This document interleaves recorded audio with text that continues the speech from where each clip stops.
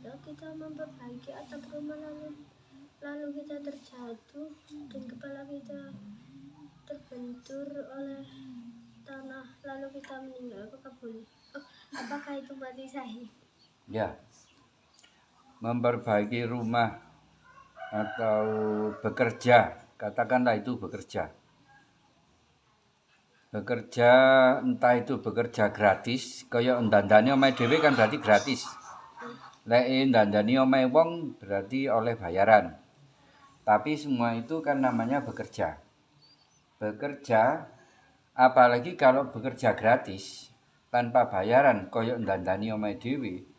Kemudian kok mati, jatuh, terus meninggal, maka itu mati dalam bekerja. Hukumnya apa? Syahid. Mati mencari ilmu, mati melahirkan, mati di atas ranjang dengan sakit perut. Beda dengan sakit kepala ya. Ini yang dimaksud di dalam hadis itu sakit perut. Terus mati di medan perang, mati kecelakaan di jalan raya, itu semua terus mati kena gempa,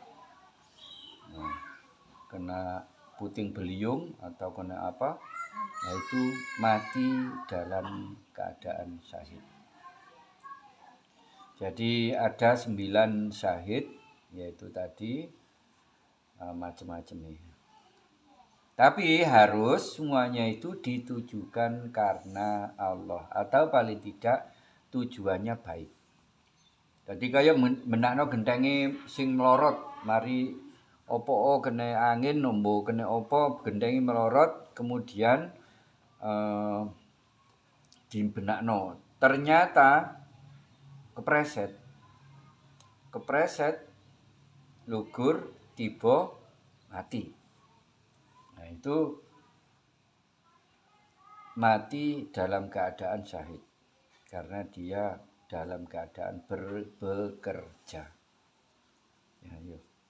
Apakah darah sendiri itu najis? Darah pokoknya jenenge darah itu najis.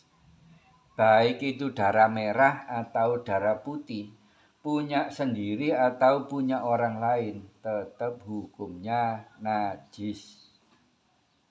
Jadi terus bagaimana seandainya darah itu nempel nang pakaianmu? Ya dicuci dulu pakaiane, sing pernah darah dikucek temenan. Biasanya darah itu agak bandel. Ya itu tapi dikucek terus. Nah, kok sik gak kena ae wis klambine sampai kate suwek. Nah, kita kembali kepada yuridullahu bikumul yusra wala yuridu bikumul usr. Allah itu menghendaki kemudahan bagimu dan tidak menghendaki kesulitanmu.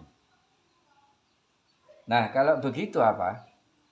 Cukup kamu cuci pakai sabun, kok si ono ae pasrahkan kepada Allah. Nanti akan dimaafkan oleh Allah. Ya sini batas kemampuan saya mencuci darah. Begitu. Kalau ada luka, ada darahnya menempel itu, apakah boleh? Nah, sekarang kembali kepada cerita dulu waktu zaman peperangan, zaman Rasulullah. Umar itu pernah kena panah. Terus darahnya mengucur. Dicabut panahnya, darahnya mengucur. Mari ngono dibebet ambek kain. Biyen kan gak ono ansaplas ya. Gak ono obat-obat medis kaya saiki. Tadi sik mengucur, lho kene iku cek budal perang maneh. Kemudian waktunya sholat. Terus bagaimana dengan darah yang ada di dibebet dibebet ambek kain. Kan lukae ya, dibebet ambek kain. Terus bagaimana? Kan lukanya ada darah. Nah, itu tidak apa-apa. Ngerti? Tidak najis. najis. Karena itu darah suci dalam peperangan. Nah, kamu sekarang kok dengkulmu mari tiba ana beset metu darahe, ya iku mau lek kate apa iki salat ya bersihno dhisik. Dibersani, dilapi, mbok ambek banyu biasa, mbok ambek banyu anget. Kemudian setelah itu kok cek metu. Ditutup kan. Saiki kan akeh alat. Apa ada Hansaplast, ada apa lagi. Terus diperban kan iso. Nah, sing nemplek nang perban iku mau tidak apa-apa. Ngerti? Ojo nemplek nang klambimu. Cukup nemplek nang perban gitu loh. Sing nemplek klambimu kumban, nemplek nang sarungmu kumban. Itu. Yo. Apa hukum laki-laki mempunyai panjang rambut menyerupai perempuan? Saiki ngene. Kita kembali kepada cerita nabi-nabi sampai Nabi Muhammad sallallahu alaihi wasallam. Bagaimana? Pengen tahu roh foto-fotonya atau patungnya Nabi Isa, Yesus. Tahu? Bae ketok bundik gambar, bundik opo ya. Ono, tahu ya? Gondrong kan? Dan itu boleh. Nabi Muhammad itu sakmene. Anune, rambutnya sakmene.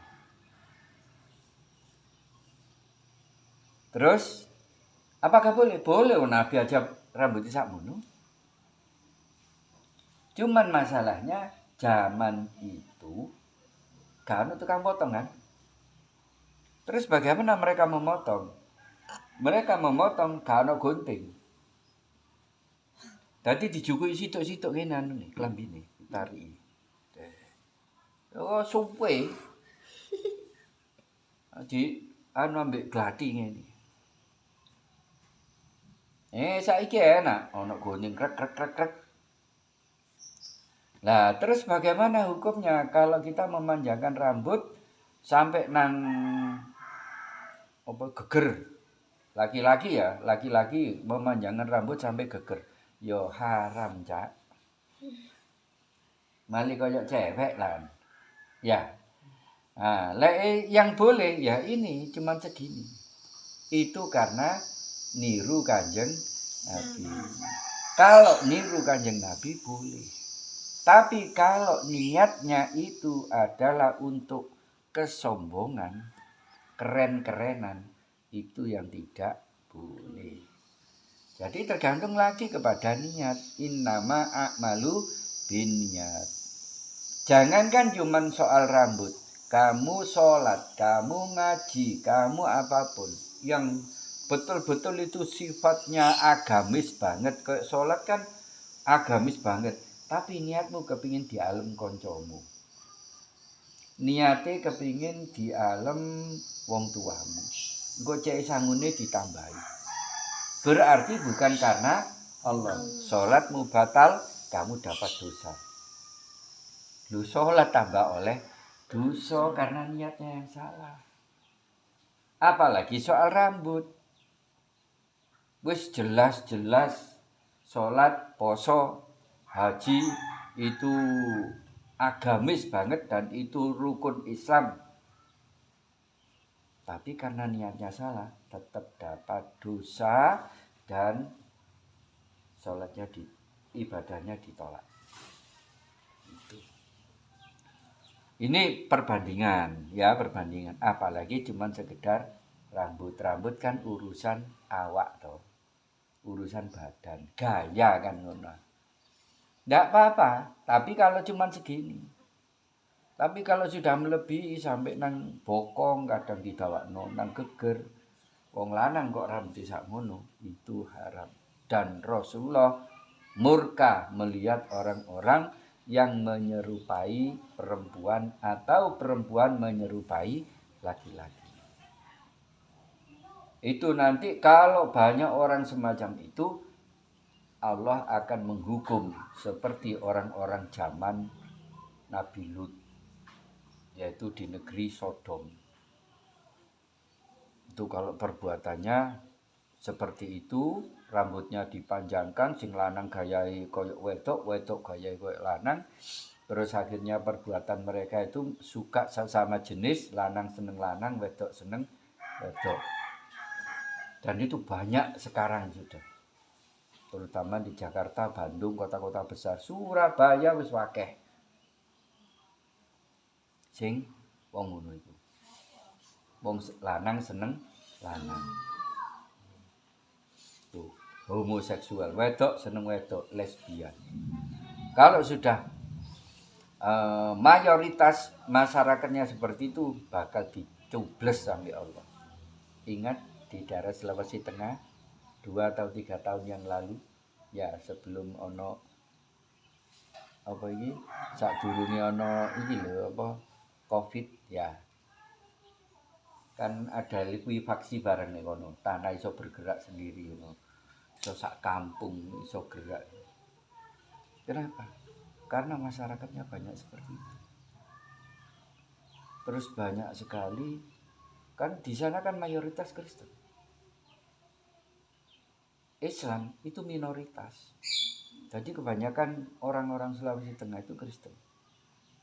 Akhirnya apa? Perbuatannya tidak berdasarkan hukum Islam. Kalau tidak berdasarkan hukum Islam, maka Allah yang punya bumi ini marah. Ya seperti itu jadinya. Dasar dikasih tumplek blek tek.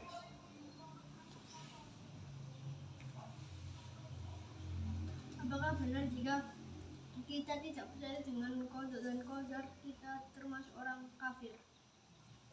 Apakah benar kalau kita tidak percaya atau beriman kepada qada dan qadar, itu kita termasuk orang kafir? Ya benar. Kita wajib beriman. Pertama, iman ada berapa? 6, rukun iman ada 6. Pertama, 1. Percaya Allah. Kedua, malaikat. 3, kitab-kitab. Keempat, nabi. Kelima, doa apa? Hari akhir. Keenam, qada dan qadar. Berarti kalau salah satu tidak diimani dari rukun iman tadi, apa artinya? Kafir, kan bukan orang beriman kalau begitu. Hanya satu saja. Apa sih qada dan qadar? Qada itu ketentuan Allah yang akan dilaksanakan. Kalau takdir itu ketentuan Allah yang sudah dilaksanakan. Baru tahu. Baru tahu. Saiki gini. Angga sepedaan wis hati-hati. Hati-hati. Tiba itu kok mburi ana sing ugal-ugalan. Tubruk itu komburi Angga. Nah, itu apa namanya? Takdir. Nah, terus mana kodoknya? Kodoknya Angga tadi sudah berhati-hati.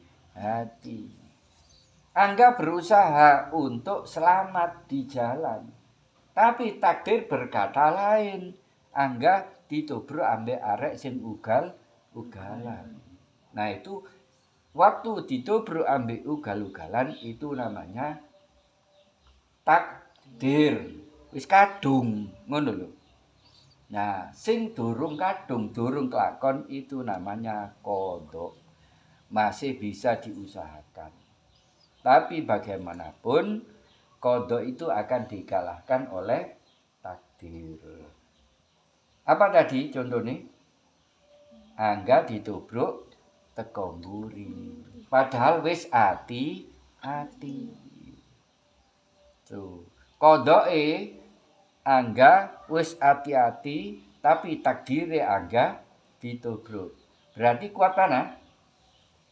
Takdir. Kuat takdir gitu. Ya, jadi itu. Biasa kita tutup kok meneng-meneng. Allahumma arhamna bil Qur'an waj'alhu lana imama wa nuran wa hudan wa rahmah. Allahumma dzakirna minhu ma nasina wa alimna minhu ma jahilna warzuqna tilawatahu ana al-laili wa atrafan nahar waj'alhu lana hujjatan ya rabbal alamin. Assalamualaikum warahmatullahi wabarakatuh. Waalaikumsalam warahmatullahi wabarakatuh. Allahumma sholli ala sayyidina Muhammad. Allahumma sholli ala